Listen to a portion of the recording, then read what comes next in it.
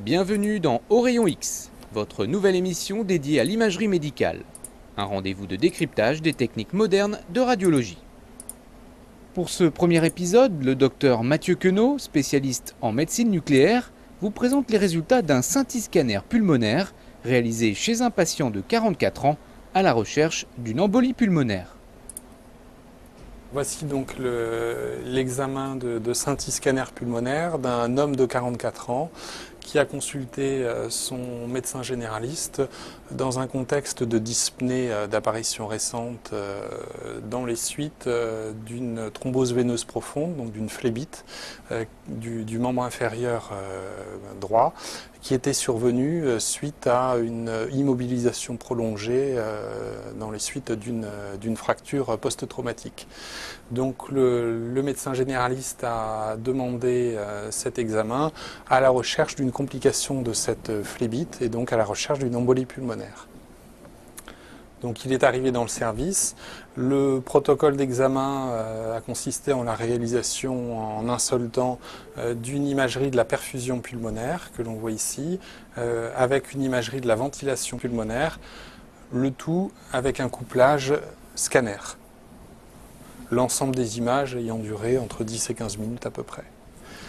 Donc ce qui saute aux yeux d'emblée, c'est que l'on voit une absence totale de perfusion de ce poumon du côté gauche, alors que la ventilation est préservée au niveau de ce poumon gauche.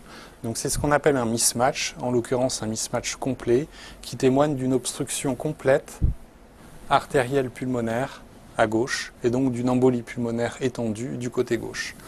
On peut naviguer dans les différents plans de coupe, ici en coupe axiale de perfusion et en coupe axiale de ventilation, et l'on voit qu'en plus de cette amputation complète ici, du côté gauche, il y a également ce qu'on appelle des défects, donc des défauts de perfusion ici, avec une ventilation pulmonaire préservée, donc une embolie également du côté droit au niveau du lobe supérieur, et également des petites images d'embolie sous-segmentaire que l'on voit ici au niveau de la pyramide basale à droite.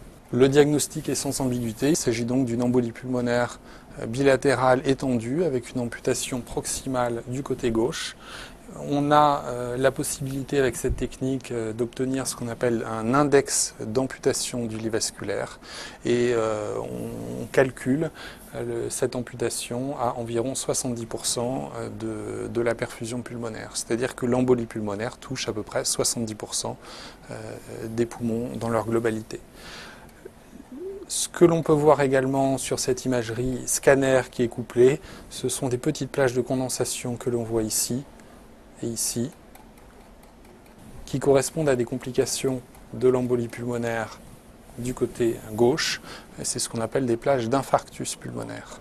Ça veut dire que le patient, en termes de traitement, alors que le traitement initial de la phlébite est habituellement de 3 mois, là il va avoir un traitement de 6 mois minimum, donc il y aura une prolongation de son traitement anticoagulant et qu'il aura une surveillance attentive avec des examens de contrôle afin de dépister des récidives d'embolie pulmonaire, ce qui est assez fréquent, et d'identifier et de quantifier l'importance des séquelles de cette embolie qui était massive initialement, puisqu'on sait que le risque à long terme est l'hypertension artérielle pulmonaire post-embolique pulmonaire, le cœur pulmonaire chronique post-embolique, qui va se manifester chez ce patient, même s'il est assez jeune, qu'il n'a que 44 ans, très vraisemblablement par des séquelles fonctionnelles, notamment de type dyspnée au long cours, et donc c'est un patient qui aura un risque de gêne dans ses activités quotidiennes et aussi sportives de type dyspnée au long cours, très probablement. C'est la fin de cette première émission, merci de votre attention. Retrouvez le prochain numéro de Au Rayon X dans 15 jours.